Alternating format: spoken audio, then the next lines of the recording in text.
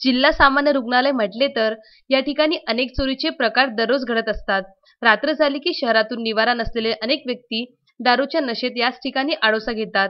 दारू पिणे, बाहेर गावावरून आलेल्या नातेवाईकांचे खिसे कापून पैसे, महागडे मोबाईल चोरणे अशा घटना दैनंदिनच म्हणा।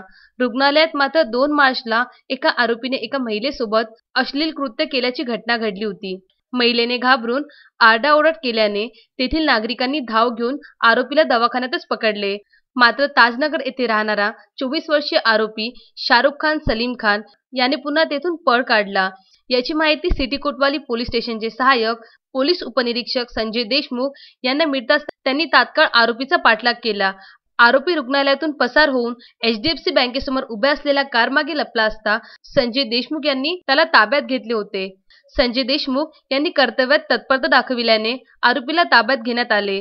त्यांच्या कार्याची दखल घेऊन पोलीस आयुक्त डॉक्टर आरती सिंह यांच्या हस्ते देशमुख यांचा सत्कार करण्यात आला।